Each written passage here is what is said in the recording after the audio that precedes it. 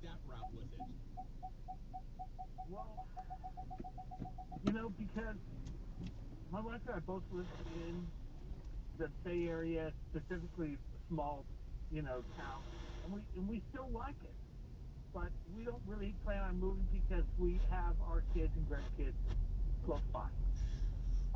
Our rental is down in the San Luis Obispo area, Okay. which is where our kids went to college, Cal Poly, and my father-in-law actually retired to. So we spent a lot of time there on holidays and stuff, and we really like it there. A little bit better weather than being right on the coast. Um, but we always thought we would just retire there and sell our house, keep the money. But now, of course, things change. Grandkids come along. Uh, so we're thinking our advice from our income tax professional says, do you want to be managing property into your 70s and 80s? Do you want to take Oh, the, 80s no. you know, 70s, why not? declare primary residence and take the Well, so would you? So you moved down to SLO, and you lived there for a period of time. Then you'd move back into your home after, but you'll rent your house out here in the Bay Area for a period of time. Is that what I'm hearing? Yeah, or either that or leave it empty because, the house is slow. We own that free and clear too. And the house up here, our mortgage is only a couple thousand a month in taxes. So we're in, not in bad shape. So the house in SLO so you had renters in there at one point, and you were writing it off your tax returns as a rental, correct? That's correct. Okay. Yeah. So I asked the question about the taxes because in my mind, I would have preferred to had the debt on the rental property and not on your primary residence because you get a better tax write-off. There's better tax arbitrage on the rental as opposed to your primary. Because certainly now, in the last 5 years, because of the hefty standard deduction in there. I mean, the thought process is valid. If you're going to retire and you're looking for sources of income, then that may be another option. The fact that you're in the Bay and SLO's 2.5, 3 hours away, a bad day 4 hours away, that always makes it difficult to be a long distance landlord. And let's face it, property managers are tagging you for 10% oftentimes and $125 a light bulb. So that could get expensive and your rate of return could go down. There are strategies. You could do a 1031 exchange into something like a DST if you qualified that will allow you to not have to be an active manager. That would be a strategy that could work. But on the surface of your question, the 121 strategy will work. I would ask you to ask your tax professional if, look, it was a rental at one point. There's going to be a certain amount of appreciation and depreciation that you claimed. Once you move into it, you're going to have a value of that property. Do you have to recapture or pay taxes on depreciation or appreciation on that rental? If you do, and if it's significant, then it may make more sense for you to do an exchange, a 1031, a DST, maybe a delayed sales trust, into a different type of property, because as you get into your older years, he's right. It's going to be more problematic to manage from a distance. But I would have preferred him asking you questions about tax efficiency as opposed to goal setting. I think goal setting really should be something that you and your financial advisor should be having a conversation. Is it maybe he was trying to go that direction, but I feel like there's a hole in the strategy. What would have been more tax efficient for you? Because I'm assuming you're making less than $150,000 a year. So I would, since it's tax season, or we're about to be in tax season, I'd go back and ask him about that. It may be too late to do anything about it now, but that's kind of the direction that my mind's leading to.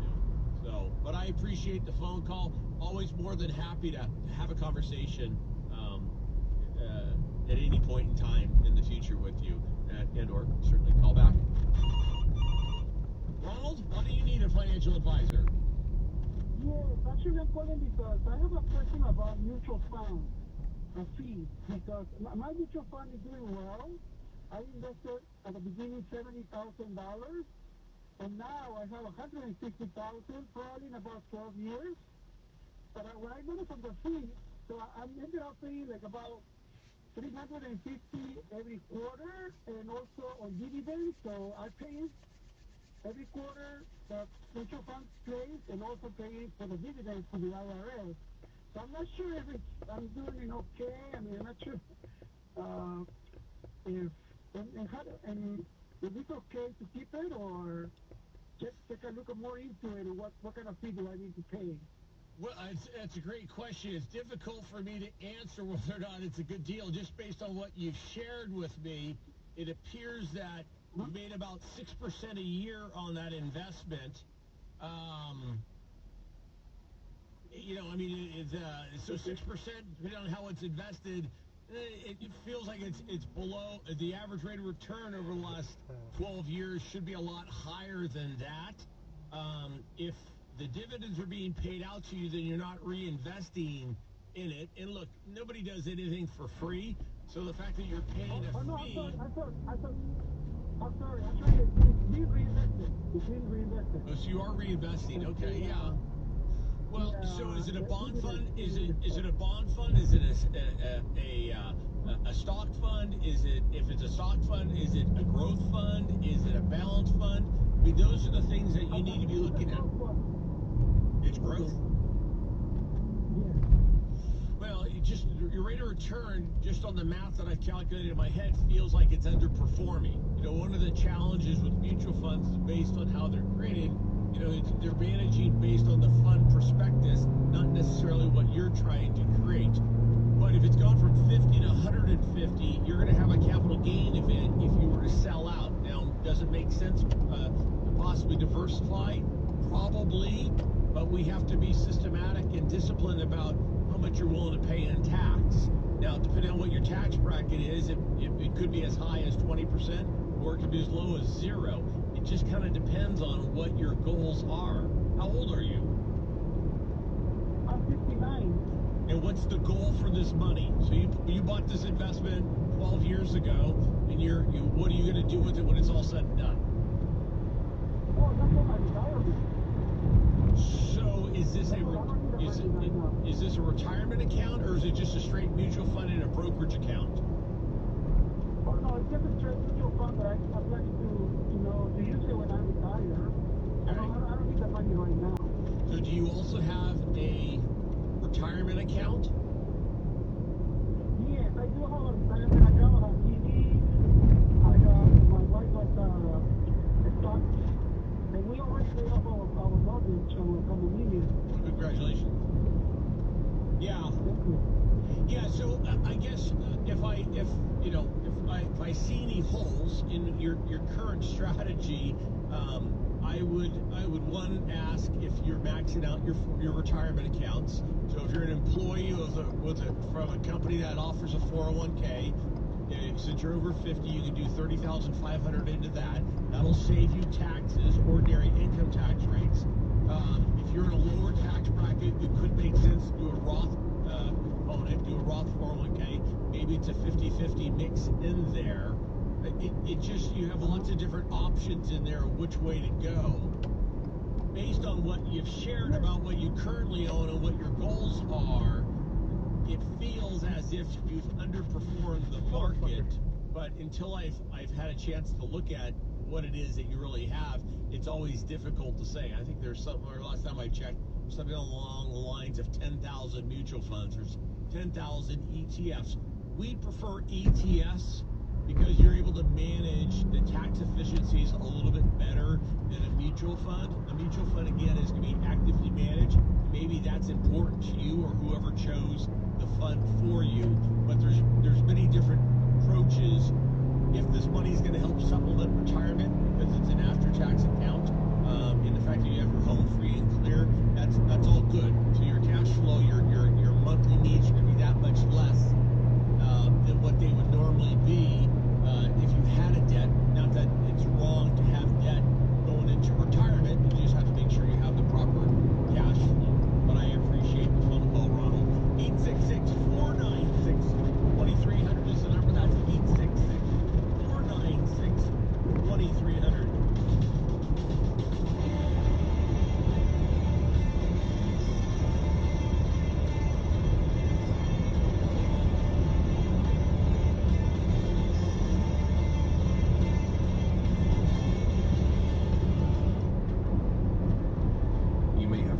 term fiduciary in the news recently.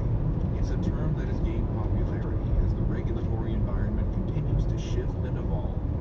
But what exactly is a fiduciary? And why might someone choose to work with an advisor who holds themselves to a fiduciary standard?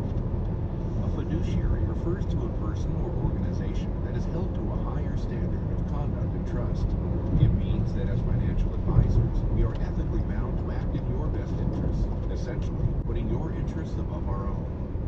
While the term has become more widespread lately, the concept is nothing new. Regardless of any regulatory body, we always work to represent you, to ensure that the financial advice we provide is objective and unbiased, and that your unique needs are always our primary focus. It starts at the very beginning when we work together to complete your financial profile. We work with you to understand your personal and financial goals, explore what-if scenarios, and plan for the future. By working together in this way, we can give you a more thorough and informed financial strategy. And as life changes, we will be there to ensure your plans are still on track. Being a fiduciary is about loyalty, honesty, and trust. These are the standards we hold ourselves to. Always remember.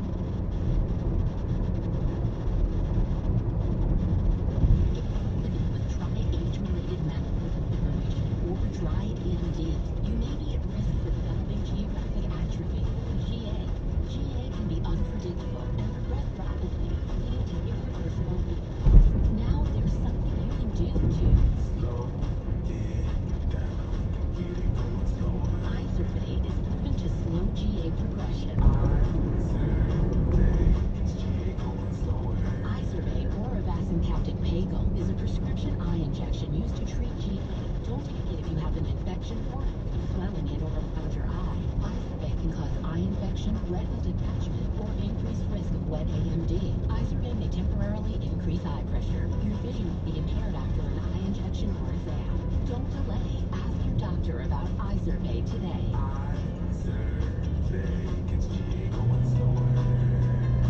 Visit Izervay.com. That's IZERVAY.com. Paid for by Astellas Pharma. Tomorrow holds the force of your financial future, which is why it's good to know exactly how to get there.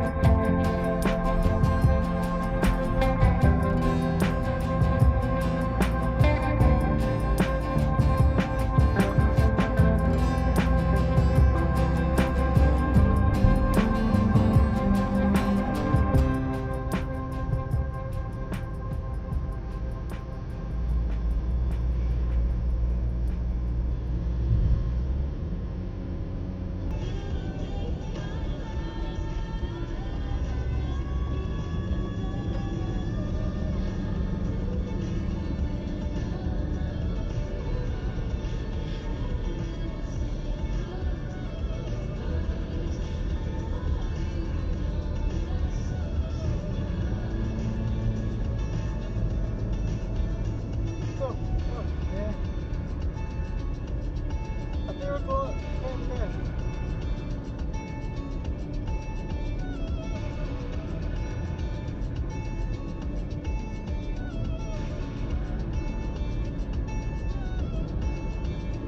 Star 101.3, I'm Pace Center about this, getting out of here, turning things over to Lisa Fox. She's coming back with some great music for your Saturday. From Sam Smith, got you some Somber as well. This is amazing. Our iHeartRadio Music Festival, presented by Capital One, is coming back to Las Vegas. December 19th to 20th. Stream live from Hulu, and you can win your way to be there for a weekend full of superstar performances. Featuring Maroon 5, Ed Sheeran, Mariah Carey, Kate McRae, Shelley Roll, Bryan Adams, Tim McGraw, and more. 16 artists, 2 nights, 1 stage. And Febreze.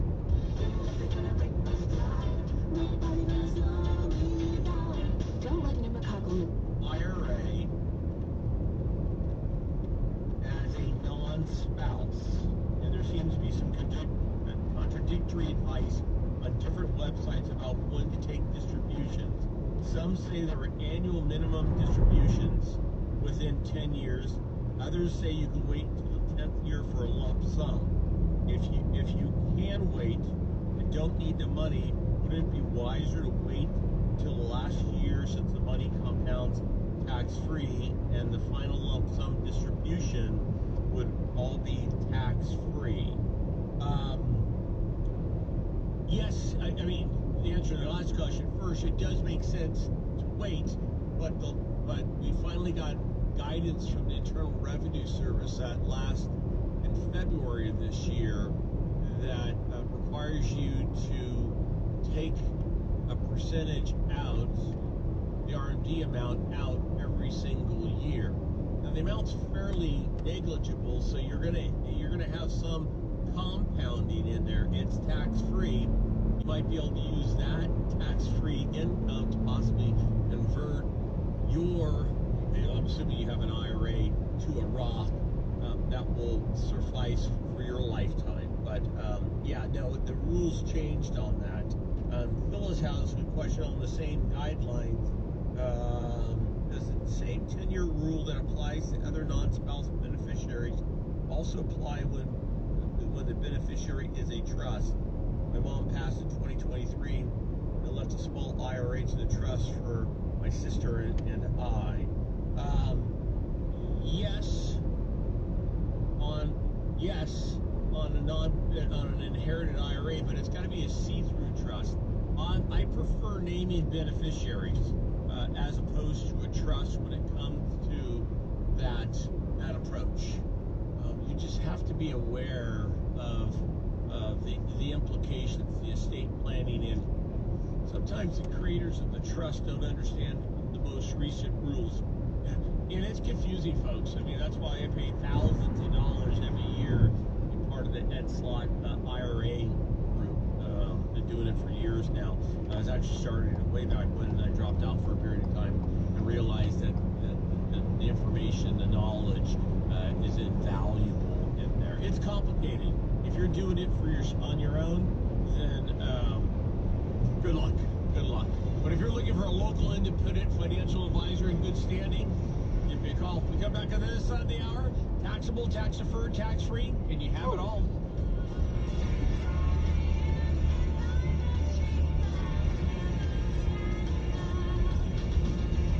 This seems to be the time of unprecedented, uncertain, and unbelievable are the words that have become part of our new normal. And if you're retired, about to retire, or lost your job, you can add unfair to the list. At O'Donnell Financial Group, we see differently. For us, means unyielding, uncompromising, and most of all, unbreakable. It defines who we are as a nation.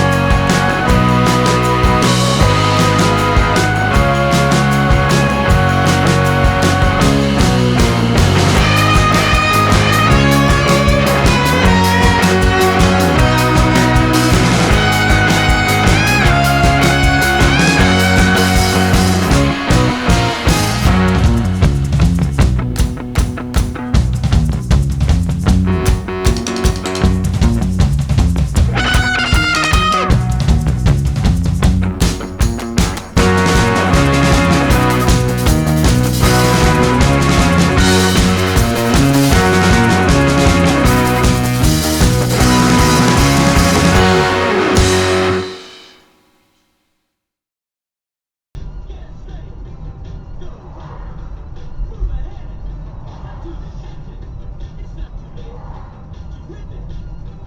If you're shy,